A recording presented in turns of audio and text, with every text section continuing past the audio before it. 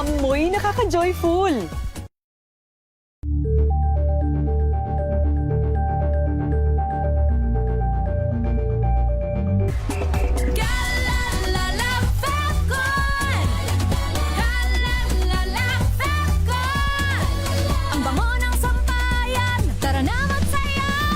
Fabcon, amoy nakaka-joyful!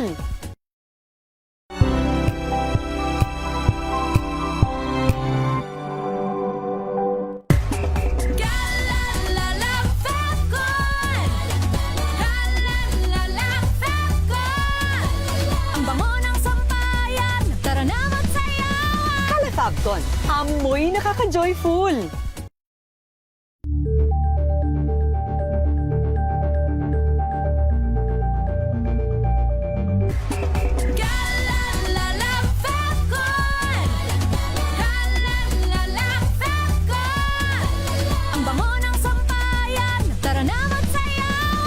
Fabcon, amoy nakaka-joyful!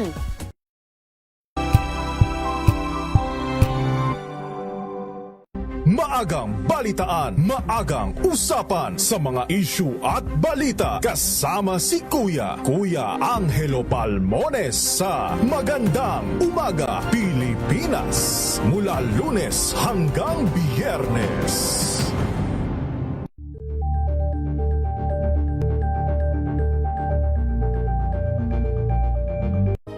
Na ang gandingan para sa kalikasan. Ang nagkamit ng parangal bilang Best News Anchor ay walang iba kundi si Angelo Palmones ng Magandang Umaga Pilipinas, DZRH Radio 666 kHz.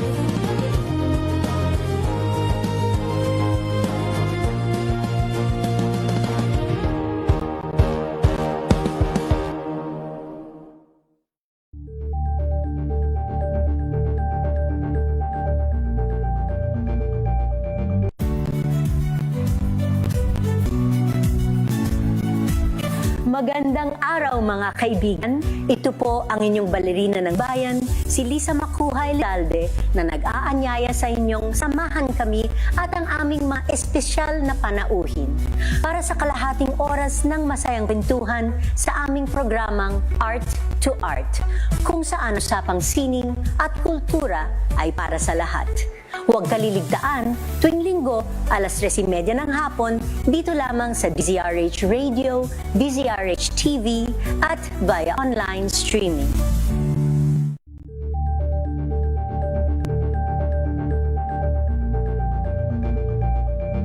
We've got you covered. From the hottest hits, exclusive interviews, to the bones fan meet experience, and hataw performances of your favorite stars. Saturdays, 12 noon, dito lang sa DZRH TV.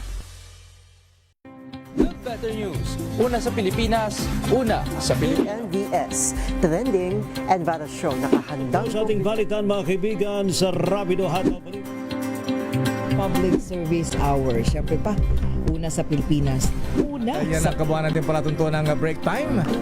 Sabay niyo na po ang mga balita at talakayan sa Balansyado. Maraming sa... Curious ka ba sa maraming bagay? Kami na ang bahala dyan. Aalamin, tutuklasin at bibigyang linaw namin ang mga katanungang bumabagabag sa inyong isipan. Sa programa kung saan ang bawat sagot ay galing lamang sa mga eksperto. Ang Expert's Opinion, tuwing linggo alas 3 ng hapon, dito lang sa DZRH TV.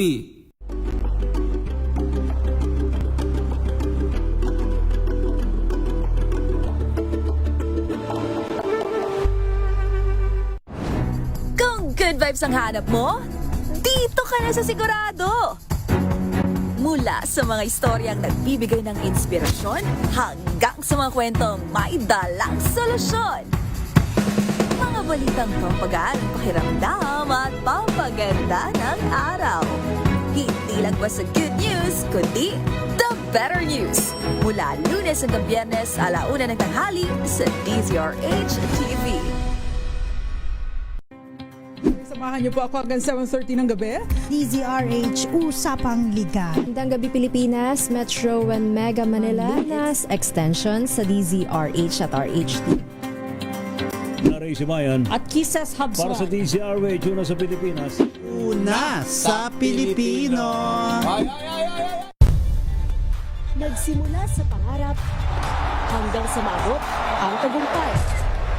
Iba't ibang kwento, iba't ibang mukha ng atletang Pilipino. Mas pinatindi, mas pinalakas, at mas pinaaksyon sa Match Point tuwing Sabado, 12:30 ng tanghali sa DZRH TV.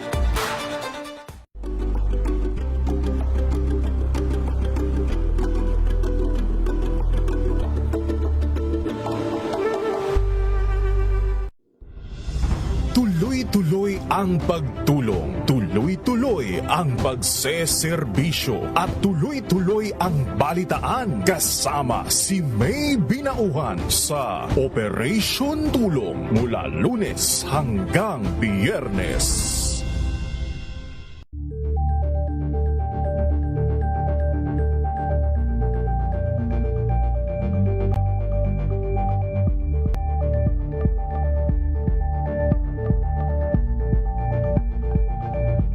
This Saturday on Scene Zone, pag-usapan natin ang longest-running European Film Festival in the country na Cine Europa.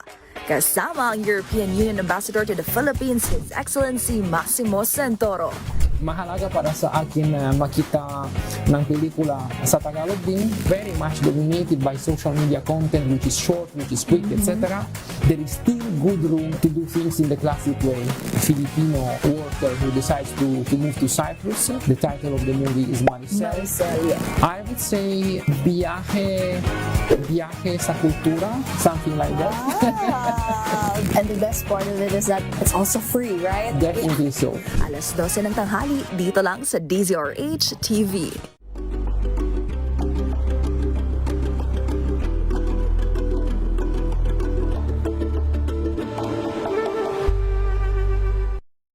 Mga balitang gigising sa inyong umaga. Mga balitang kailangan mong malaman. Mapapakinggan sa ACS Balita sa 2x2. Kasama sina Anthony Taberna at Jerry Baha. Lunes hanggang Biyernes.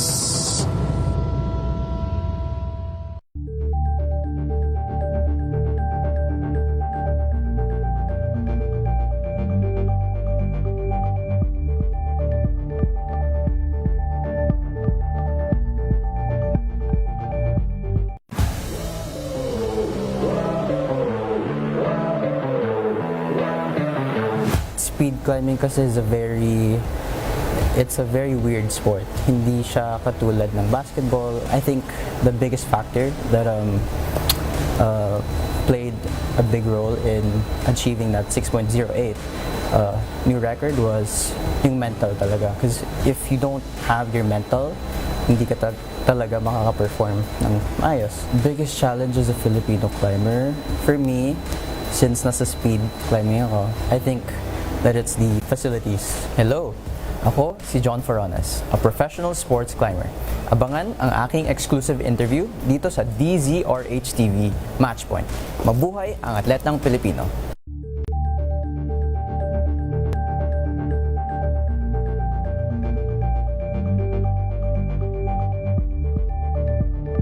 Ang patuloy ang pagbabago.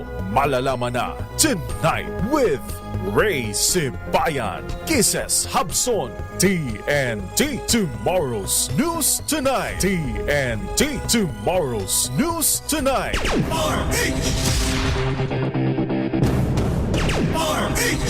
Magandang gabi po Luzon, Visayas, Mindanao sa ating pong Tomorrow's News Tonight. Ngayon po gabing ito ng Huwebes.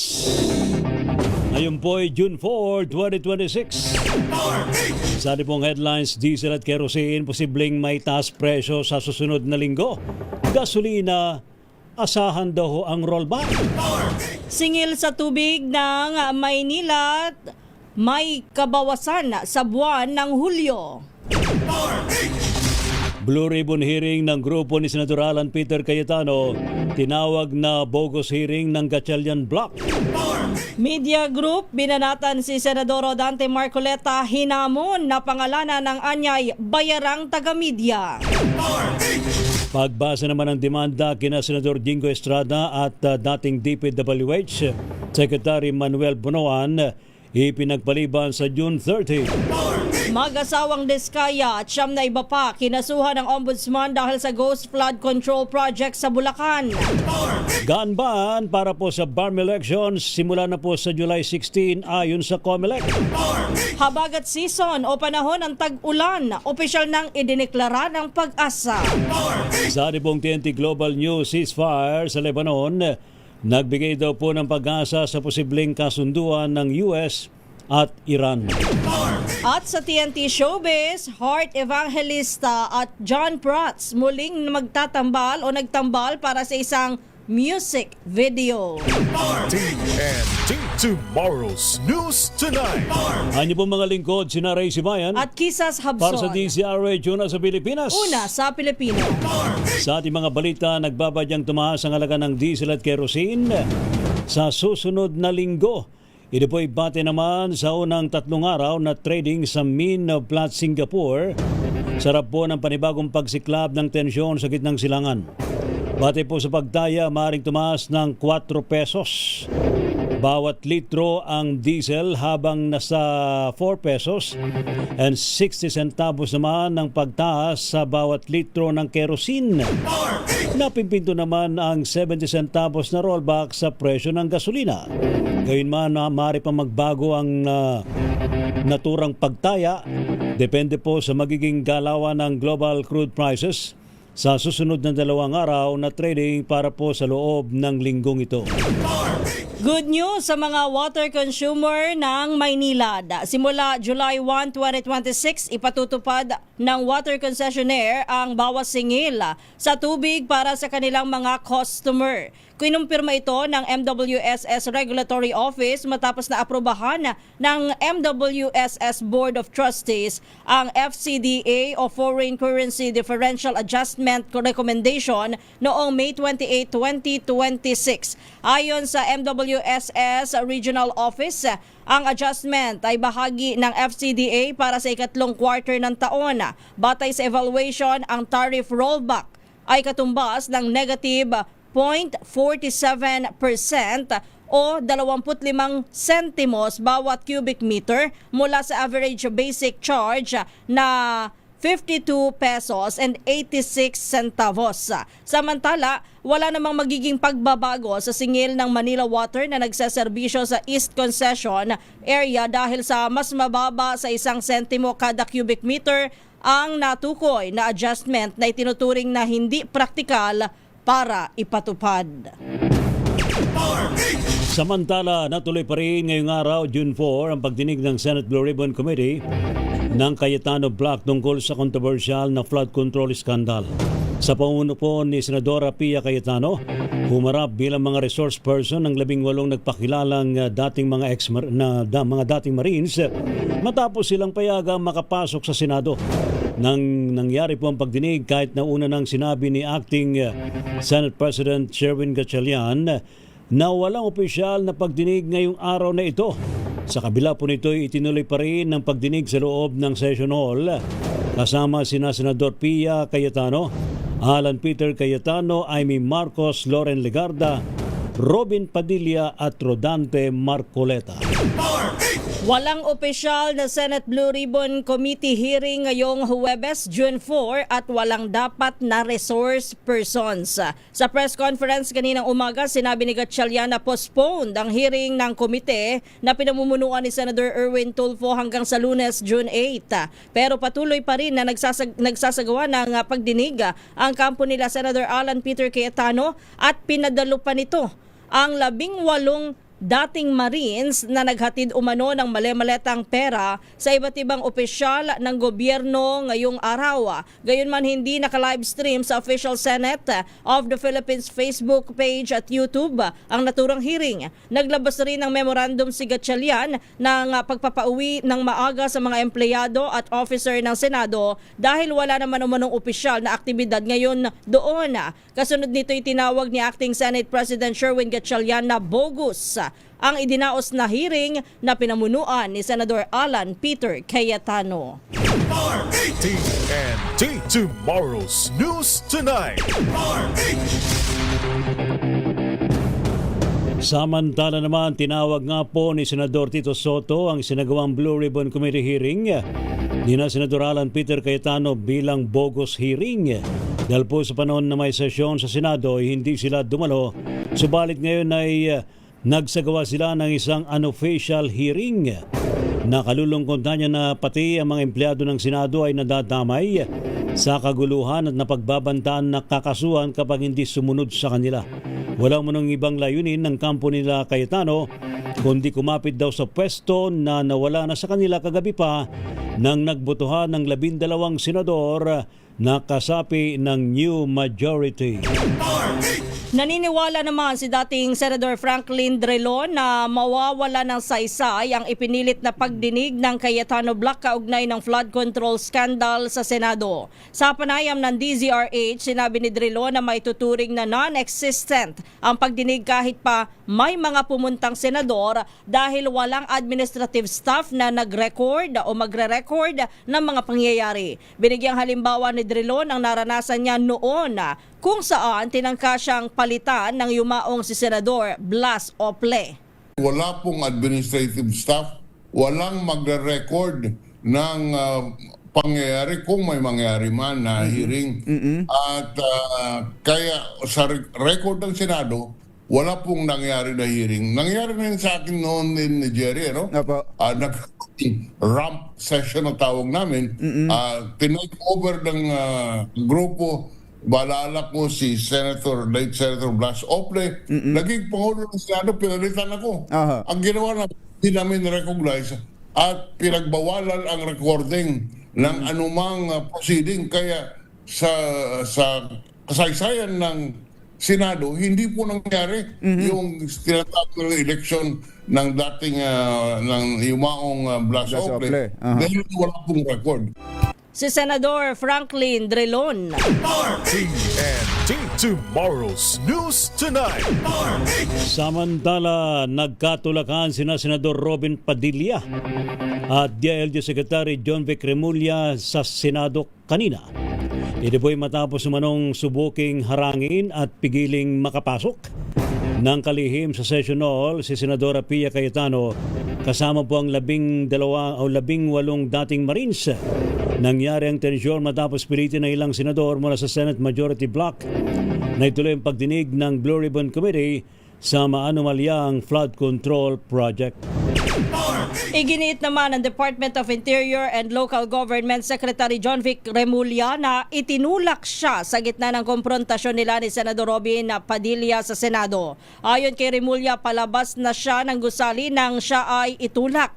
Paliwanag ng kalihim, nagtungo siya sa Senado sa kahilingan ni Senate President Pro Tempore Sherwin Gatchalian upang tiyakin ang kaayusan at seguridad sa loob ng Senate premises. Ngunit nagkaroon ng tensyon nang dumating si Senador Padilla kasama ang 18 umano'y dating miyembro ng Philippine Marines. Samantala, itinanggi naman ni Remulla na hinarang niya si Padilla at ang mga kasama nito dahil paano niya umano ito gagawin kung siya'y mag-isa lamang. TNT Tomorrow's News Tonight. Samantala, itinanggi naman ni na Senador Erwin Tulfo at Senador Tito Soto na sila ay tumanggap ng maleta ng pera na inihatid ng mga dating Marines. Sa sinagawang hearing ni na Senador Alan Peter Cayetano, sinabi ng mga dating sundalo na nagatid sila ng mga maleta ng pera kay Soto sa opisina niya sa Baclaran at kay Tulfo naman sa kanyang bahay sa Green Hills. Ayon po kay Senador Tito Soto, kahit anong sabihin nilang bahagi lamang daw ito ng bogus investigation in aid of destabilization.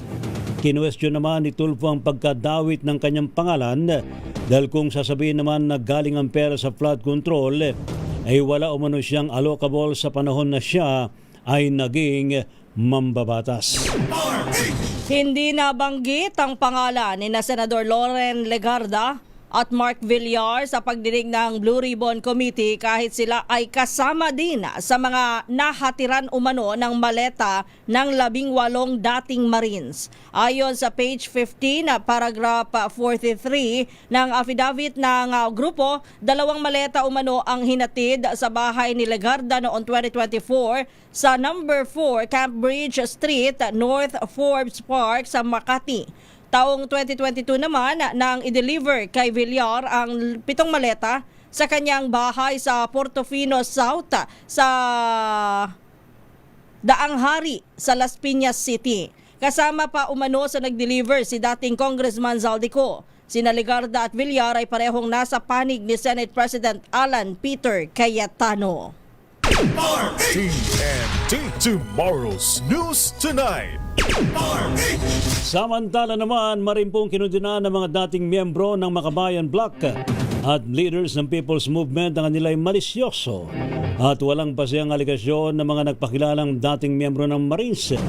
Advocate dating ACT Teachers Party List Congresswoman Franz Castro. Ito ay desperadong akbang na bahagi ng political demolition laban sa mga mambabatas at aktivistang may kaugnayan sa impeachment. Iginit po ni Castro ang naamparatang ay sistematikong pagtatangka na sirain ang kredibilidad ng mga nagsusulong na papanagutin ang pamilya Duterte. Ito po ay reaksyon ni Castro nang sabihin sa hearing ng flood control anomaly na madalas sila makipagkita kay dating Congressman Zaldico at umano'y umaalis na may bit-bit na paper bag. Para kay dating Congressman Robert Ace Barbers, ito ay malinaw na political destabilization para pagtakpa ng impeachment proceedings laban kay VP Sara Duterte at umano'y siraan ng International Criminal Court na may jurisdiksyon sa kaso ni dating Pangulong Rodrigo Roa Duterte. Pinalaga ng Presidential Task Force on Media Security o PTFOMS ang pahayag ni Senador Rodante Marcoleta na bayaran ang mga mamamahayag. Direktang hinamon ng task force ang senador na patunayan ang kanyang akusasyon at kung hindi ay babawiin ito at humingi ng paumanhin sa buong industriya ng media. Ayon sa PTFOMS, ang ganitong mga pangkalahatang paratang ay mapanganib dahil sinisira nito ang kredibilidad at inilalagay sa kapahamakan ang mga reporter na nagtatrabaho lang ng patas. Matatanda ang sinabi ni Marcoleta na bayaran ang karamihan sa media sa kanyang opening statement sa pagdinig ukol sa flood control scandal ng Cayetano Bloc kung saan ay dumalo ang 18 dating Marines. Giit ng task force, kung seryoso si Marcoleta sa pananagutan sa batas, dapat siyang maglabas ng matibay na ebidensya o kaya naman ay magsorry sa mga mamamahayag kung hindi mapatutunayan ang akusasyon. TNT Tomorrow's News Tonight. Pangalanan. Ito pong binigyan din ni National Press Club President Leonel Abasola matapos ang binitawan na salita ni Senador Rodante Marcoleta na karamihan daw sa mga nasa media ay bayaran sa panempo ng programang Break Time sa DZRH. Sinabi ni Abasola na nakalulungkot ang sinabi ng karespetadong senador. Hamon niya sa senador, pangalanan ng sinasabing bayarang media. Nakakatakot po ito kasi parang sweeping statement to. Nilahat mo eh. Although sabi niya nga, hindi naman daw lahat. Pero nevertheless, ganun pa rin po ang epekto noon. So ang challenge nga namin, sana name names. Pag po yung ganitong puro sweeping statement tayo. And then meron siyang press conference kanina. Actually, inintay ko rin yung, kasi meron nagtanong sa kanya si Ma'am Jessica kanina, kung ano yung reactions, considering na may mga reaction from NPC, from sa yung Senate media mismo po, meron din po. Tapos, I understand yung Senate Press Photographers Association, meron nag-i-issue rin po ng statement. Eh, hindi naman po nasagot yung tanong namin eh. Sabi ko, ano to? Kumbaga, ang ano ng paliwanag niya, wala naman yung tanong sino ba talaga, ano ba talaga. Ang payo ko sa kanila, wala naman po kami kinakampihan dyan Mas maganda magtrabaho na lang po Yan po mga kaibigan si National Press Club President Leonel Abasola. Umayos kayo. Yan ang mensahe ng Malacanang sa mga senador sa harap ng hindi pa rin matigil na gulo sa mataas na kapulungan. Sinabi ni Palace Press Officer Claire Castro na hindi ko konsentihin ng Pangulo ang ganitong ganap ng Senado. Ito rin ang kanyang sagot nang matanong sa nangyaring tulakan kanina sa pagitan ni DILG Secretary John Vic Remulla at Senador Robin Padilla. Saad pa ng Palace official, dapat ay maayos na ang gusot sa mga senador dahil aminado ang palasyo na maaaring maapektuhan ang laman sa mensahe po ng SONA ng Pangulo. Gayunman, iginit ni Castro na mananatiling nakatutok si Pangulong Bongbong Marcos Jr. sa mga pagsusulong ng programa at atikain para sa mga Pilipino. TNT Tomorrow's News Tonight.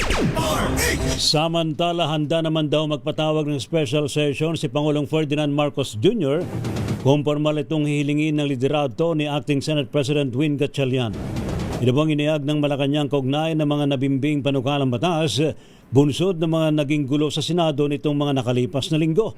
Ayon po kay Palace Press Officer Yusek Claire Castro, buong-buo ang suporta ng Pangulo sa akbang na ito dahil para naman sa kapakanan ng taong bayan ang mga nakatambak na legislation. Kasabay po nito umasa naman ang palasyo na mapaplantya at maayos ng mga senador ang kanilang ginawang gusot. Inclined ang presidente na to give in to the special request for or rather official request for the special session. Bakit? Kasi kung marami maaantala dahil sa mga nangyayaring ganitong kaganapan, hindi po nais ng Pangulo na magkaroon ng pag-antala sa trabaho ng Senado. Provided lamang po ang official request ay dapat po rin na kinapapalooban ng valid grounds for the calling of a special session. Samantala, nanindigan ng Malacanang sa pagkilala nito sa liderato ni Acting Senate President Win Gatchalian kasunod ng pahayag ni Senator Alan Peter Cayetano laban sa palasyo. Ayon kay Palace Press Officer Claire Castro, ay nakabatay ang paggalaw ng Senado sa batas, rule of law at desisyon ng Korte Suprema. Saad pa ni Castro, 12 senador ang bumoto para gawing bakante ang mga posisyon sa Senado. Kahalintulad ng nangyari noong 2015 sa ilalim ni dating Senador Franklin o Senate President Franklin Drilon. Dahil dito'y naniniwala ang ehekutibo na sa nangyaring botohan at sa naging desisyon ng bagong mayorya sa mataas na kapulungan. TNT Tomorrow's News Tonight. Samantala naman, legal daw po ang ginawang pagbakante ng bagong 12 mayorya ng Senado sa lahat ng posisyon, kabilang po ang Senate President. Sa panempo ng DZRH, sinabi ni dating Senate President Franklin Drilon na tama ang proseso ng pagkakahalal kay Senador Win Gatchalian bilang Acting Senate President. Sangayon na niya sa Avellino versus Cuenco at sa nangyari noong 2015, nung siya pa ang Senate President, ang ibinibilang ay kung ilan ang senador na sakop ng jurisdiksyon ng Senado. Nung ako'y Pangulo ng Senado, noong 2015, yung bilang po kung ilan ang senador ay dapat noon lamang sa mga senador na sakop ng jurisdiction ng Senado. Ibig sabihin, wala sa labas. Ibig sabihin, pwedeng gampanan ang trabaho bilang senador. Kaya po, nung panahon ko noong March 2015, doon po sa 24 na senador, mayroong 4 po na nasa labas ng bansa at mayroong 3 nasa kulungan. Kaya po ang bilang po ng kabuuan ng Senado ay 17 senador lamang at ang ruling po noon ay 12 ay pwede na ay quorum na.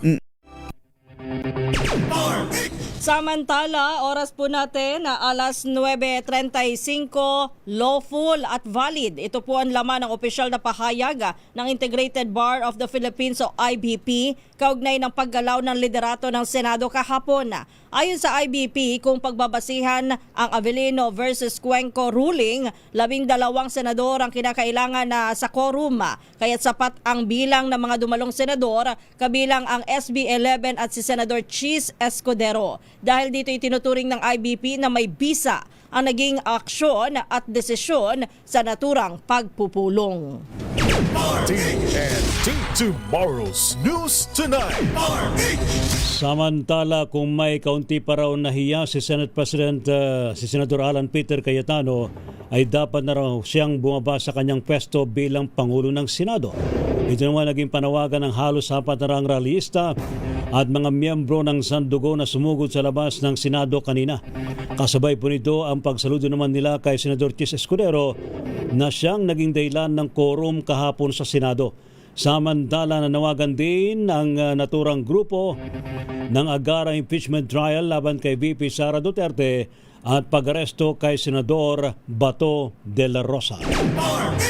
Walang kasinungalingan o gawa-gawang testimonya ang makapipigil sa House Prosecution Panel na magtuloy sa paglalahad ng katotohanan. Binigyan din ni Bicol Saro Party List Representative Terry Ridon, isa sa mga House Prosecutors, tuloy ang paglilitis kay Vice President Sara Duterte sa ilalim ng liderato ni Acting Senate President Win Gatchalian. Naniniwala si Ridon at House Prosecution Panel na pilit na gustong buhayin ang investigasyon ng Blue Ribbon Committee sa flood control scandal para malihis ang atensyon ng publiko sa nalalapit na impeachment trial ng Vice Presidente.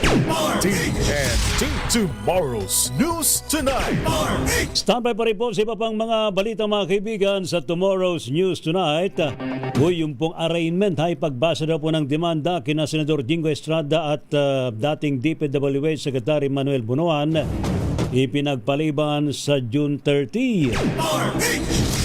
At kanina mayroon ding isinerve sa kanilang panibagong arrest warrant. Talaga? Pangalawa. Nako. Ayan, serve na nasalub na sila ng kulungan. Oh. Samantala naman, mag-asawang Diskaya at siyam na iba pa. Kinason daw po ng ombudsman dahil po sa Ghost Flood Control Project sa Bulacan. O yan, ano din yan? Nasa kulungan na. Kinasuhan ulit. Ba yan? Samantala, gun ban para po sa BARM election. Simulan na raw po sa July 16 ayon sa COMELEC. At habagat season o panahon-nahon ng tagulan, wala na atrasan. Opisyal na pong dineklara ng pag-asa. Sa ating pong TNT Global News, ceasefire sa Lebanon, nagbigay ng pag-asa sa posibleng kasunduan ng US at Iran. At sa showbiz, Miss Heart Evangelista at John Prats, muli raw po nagtambal para sa isang music video. Kaya pala laging may vlog si Sino? Si Miss Heart tsaka si John Prats na magkasama. Talaga? Before yung music video na yan, lagi silang magkasama. May heart to heart talk pa nga eh. Nasaan sila? Ay, hindi ko alam. Basta malagi silang magkasama. Meron silang mga episodes na nagkikwentuhan, binabalik yung past. Yan. TNT Tomorrow's News Tonight. Pilipinas ang oras, alas 9:39 ng gabi.